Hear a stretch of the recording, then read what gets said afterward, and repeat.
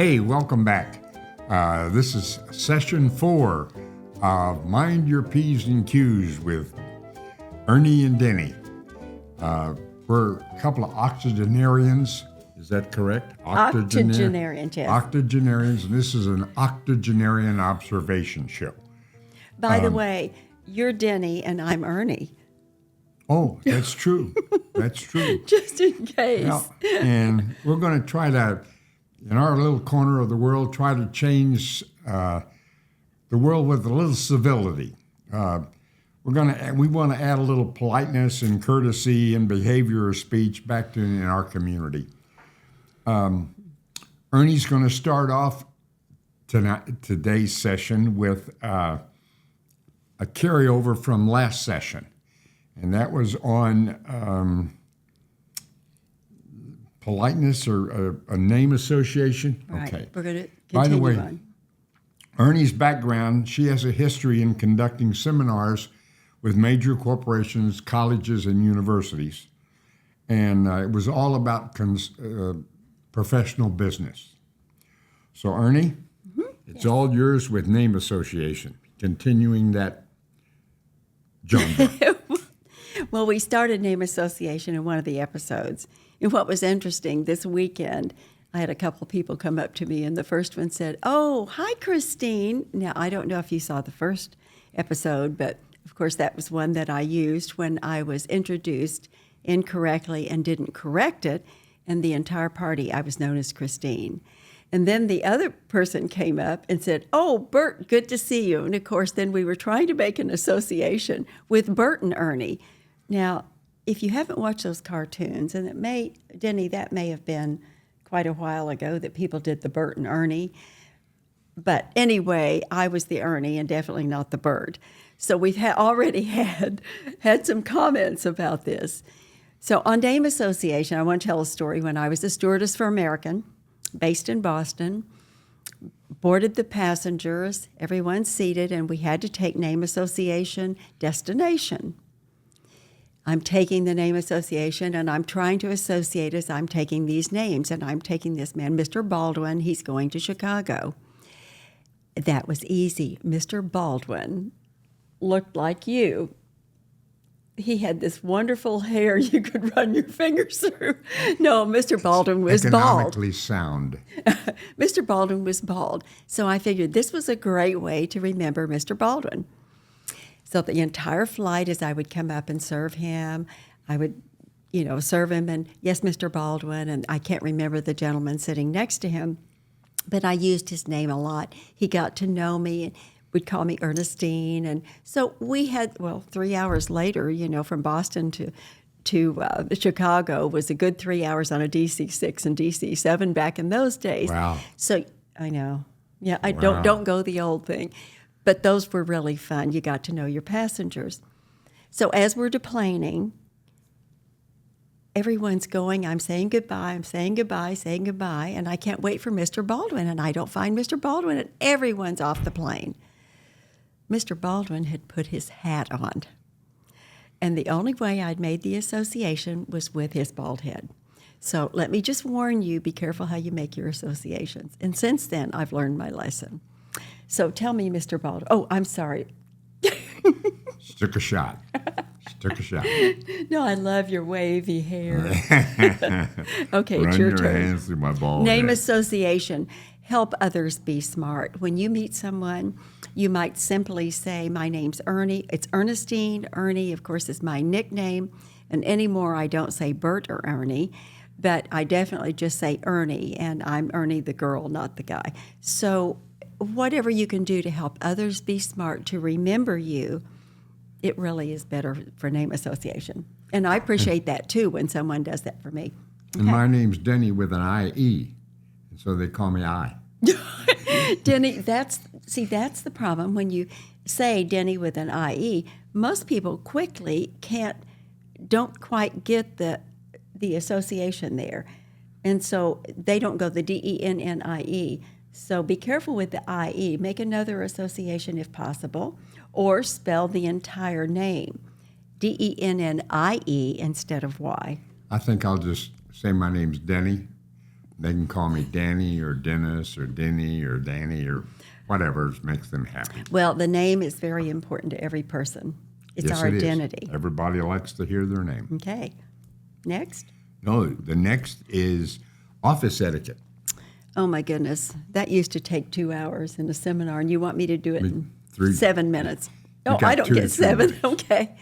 Office etiquette. I pulled out some papers of places that when I worked years ago in the offices and actually did the seminars, and there were a number of things that we covered. Your appearance, first of all, your office appearance. But a lot of people don't use offices anymore because you work so much from home. Your office appearance, is it convenient? And then, of course, your image is one of the areas that we covered extremely. And first impressions are so important. And from the moment you met us, you already had a first impression. I hope it was positive. If not, maybe we've been able to correct that just a little bit. But and you're going to cover wardrobe. So the wardrobe is very important too. And verbal etiquette, to me, is one of the more important ones also. Under voice, I used to cover tone, projection, inflection, and expression. And your tone, you can say a lot with just the tone of your voice. You know, that's an awful lot for me just to walk in and say, "Hi, how are you doing?" What do you mean? Well, I walk into an office and I say, "Hi, how you doing?" Oh, I mean, Did they answer? you're asking me tone, reflection. projection, expression. Well, these are things that people need to be aware of. You've done it. Well, you've done it all these years. You're not just starting off in business like maybe some of the younger people. But the younger ones aren't watching this. I know who would watch an octogenarian observation. I got All right, that. language and grammar. That's the next area we always covered. From slang words and expressions, contractions, and negative words. Can't, never, and of course, swear words. There's no I was place. going to ask about profanity. There's no place in an office setting for a professional to use such words. Do you have anything else to add to that? Well, I was just thinking about when I might say, "Hey, hot darn." Well, shoot, that wasn't bad. Okay. That's, well, we can move right along. Okay, telephone manners.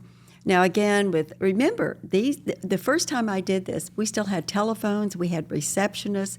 We used the phones that most of you don't even recognize. We picked up and actually put a receiver in our ear and spoke into the bottom part of it. Okay, mirrors by the telephones. We always recommended that, particularly for businesses where the first impression would be the person on the telephone.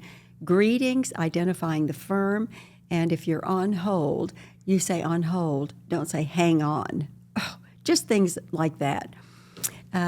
Also, taking the name, be sure if you are a receptionist or you're even just answering the phone for someone calls, be sure and take the name and spell it if necessary. I know. Oh, I know. No. I'm all for that. I'm just wondering where the please, thank you, yes, ma'am, no, ma'am, where that comes in office etiquette. Well, that was my next, but since you've I'm covered sorry. it, why don't you go right ahead and tell us what we're supposed to do there? No, I just think it's very appropriate to use, Absolutely. okay, Yeah, to be polite. right. And as far as verbal etiquette, I mean, it goes on and on. There's just a lot. It's everything you say. It's the impression that person has of you. And remember, you never get a second chance to make a positive first impression. And also, ladies, I'm going to just mention this over again because I've probably mentioned it in every one of our podcasts. Never deprive a man of the privilege of being a gentleman. In other words, And- guys, open the door, hold the door, help the lady get seated, be nice. It truly is a privilege that we allow it is. them to do. Yes, it is. Okay. And we thank you. Yes. Go Now- ahead because I know Or you. do you I want to know the body language part. Body language. You don't think body language plays a big part? Absolutely, I Okay. do. Uh-oh. Man, when I see that, I know I'm in trouble. Facial expressions. When I see that, I'm in really deep trouble. Oh, it could go deeper, but we're not going to do it on the audience. Okay. No. And then you've always seen people, as you're talking, they go, roll the eyes like, oh, there you go. These are facial expressions. You can say a lot that's called nonverbal. And we can both definitely do that. Even the dog knows those. Yes. Come here, Abigail. And she looks at us, and all of a sudden, I give her one of those, and she comes running. So, She comes to tell me that she's in trouble. yeah, she does. Okay, you're on. So that's body language, verbal, nonverbal exchanges, office etiquette. Now, mine is, how are you going to dress for all of that? Going to the office. Yes. Because a lot of people are working from home, and we don't need to hear how they're dressed when they're behind a You computer. probably got on your jammies, and that's okay, unless you're on Zoom or Match Me or what's on the telephone? FaceTime. There you go. We had a little help from the audience of 3. Thank you. But anyway, think of it, especially if you're meeting the public. If you were going to go to your banker or a broker, your stockbroker, and you showed up and they were wearing a T-shirt and cutoffs and tennis shoes, you might not have a lot of confidence in them. Now, when you walk in and you expect them, in fact, to have on a coat and a tie for a man. For a woman, I would say that they would expect you to be dressed in a suit form, like a pantsuit or a skirt and a jacket, a nice tailored blouse. But they certainly wouldn't expect you to be in a tank top and shorts. Denny, I don't mean to interrupt, but yeah, I do mean to interrupt. Anyway, when you're talking about that, we are getting calls about people who are trying to go from the very casual to how do you get back to something a little more professional. And of course, the dress is, well, I say number one, that's what part of your first impression along with your facial expressions and things. But yes, that wardrobe is so important. Now, we had that 30, 40, 50 years ago, but now you're bringing the wardrobe back, which is great. I hope people are really listening who work with the public. Okay, that killed my 5 minutes. Thank you. I'm sorry, you can take now my next 3. Go ahead. Oh, okay. And now, the next step is we've got some octogenarian observation frustrations. That's a lot of words. It is. Big I'm words. proud of you. But, and here it is, and it has to do with attire. And mostly it's addressed to men. Take your hat off. When you walk into a house or walk into a restaurant or walk into church and you've got your hat on, I don't care if it's a give-me hat, a cowboy hat. We were recently at a theater, a live performance of the Frankie Valli. Oh, what a night. Oh, what a night. So help me. Guys are there seated with cowboy hats and gimme caps. And people are having to look around them in order to see the stage. So, gentlemen, take your hats off. It's a sign of respect. You don't wear your hats in the house. And if you were in the military, you know darn well that you were required to remove your lid when you walked through a door. And one other little nasty thing that really chaps my behind. Did you? And that is the national anthem. When they play the national anthem and you don't take your hat off, I want to reach up and slap you behind the ears. Right.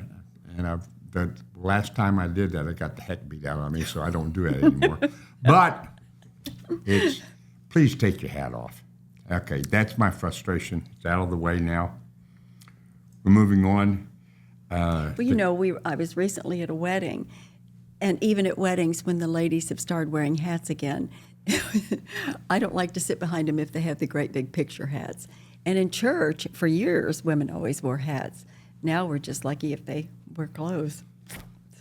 Well, I went to church the other day, and I know. there were some people with hats on in the church during the. I just don't get it. I know. I don't get it. Well, we're from the old octogenarian age, as you know. But I do notice that, well, you've heard of the trad wives.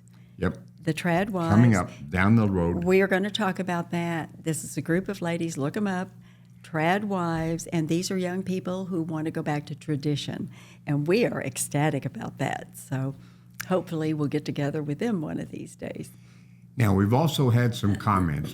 At the end of the session today, we're going to give you a telephone number to use for text and an email address to use for email. But we've gotten some comments, and some of the comments were they liked our comment about the Pledge of Allegiance, starting a Pledge of Allegiance in your school. And remember, we said, get your parents' permission before you go to the principal and ask for permission to use a Pledge of Allegiance in the classroom or in front of the school, and get your parents' permission to go knocking on doors if the school doesn't allow you to do it. Anyway, got very positive comments on starting the Pledge of Allegiance again. Also got some comments, you basically covered them on the name association and the problems encountered there. Yes, yes. And make sure you use the right association. And one of the comments that we got, which we thought was a little unusual, but we're going to address it as best we can. What are we doing working at our age? It's like we're taking from somebody else because we choose to be at 85. We choose to be Right. still active. And that's a choice. And We gave them the choice. We told them they didn't have to watch it. They could watch the younger no, people. you want to watch it. It's going to get better. It may take episode 6 or 7, but it's going to get better. So anyway, working at our age, do you have any comments on that? I just think we like to stay busy. And we'd like to change a little corner of the world. Maybe a little more than a little corner. Right. Well, we've We'd seen like a to lot. get back to civility. Yes, we would. I went to the garden club meeting. It was about a week ago or so. And one of the things that I hadn't been for a number of years, and what was really exciting to me, we all stood and pledged the flag. I pledge allegiance to the flag and to our country. And I'm telling you, before I finished, I was in tears. It had been so long since I'd done that. And if you haven't made a pledge of allegiance to the flag, or they also, at another meeting, recited the Lord's Prayer. And how neat to be able to go back to basics. It just touched my heart. I'm so glad that some of the young people have gotten excited about going back to basics. So anything we can do to help, we would love it.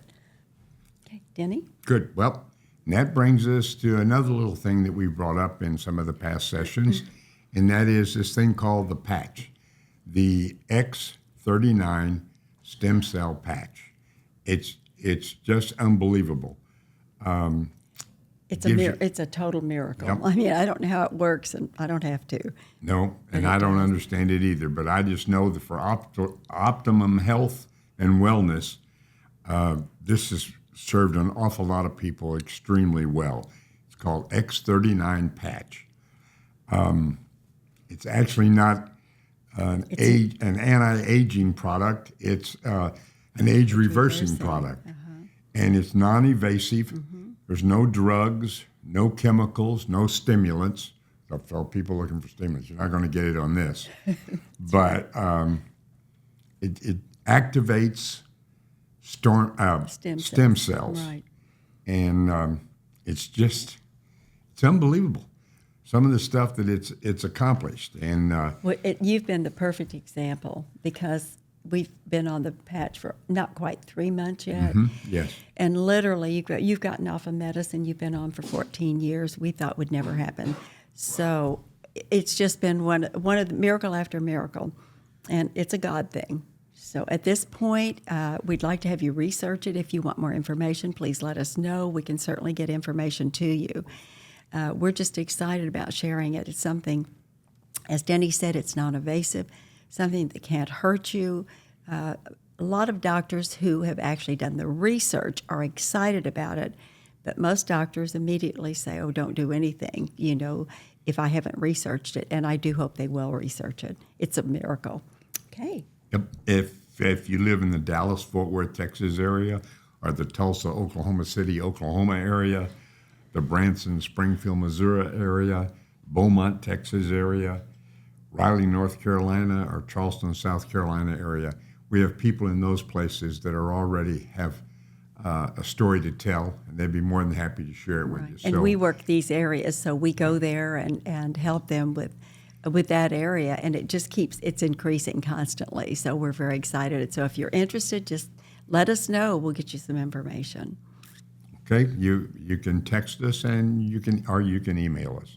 Mm-hmm. Now, in the future, we're going to be dealing with customers, employees, and coworkers, and how you deal with them. We're also going to be talking about entering restaurants, how to make reservations at a restaurant, how to entertain at home, how to entertain at a restaurant that you're comfortable with and you're not bothering other people around you. I'm going to be actually showing a full place setting on how to set the table properly.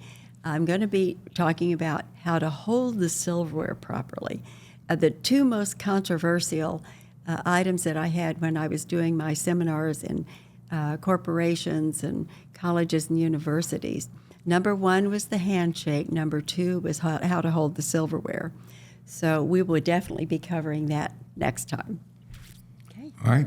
We also want to thank our producers here at Lead Line. That'd be Joy and Josh and Wyatt, hard workers. They keep us on our toes. They slap us around when the cameras are off. Yeah, they do. But we have a lot of fun with them. Nice we love them. How nice great. People.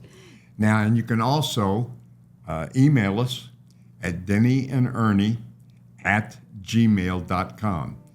And that's for emails. You can write, give us a comment, tell us what you did like, what you liked, what you didn't like, what you want us to do, what you'd like for us to address in future sessions. You can text us at 918-568-2368. That's 918-568-2368. We thank you. Mm-hmm. Look forward to you on the next session. Bye-bye.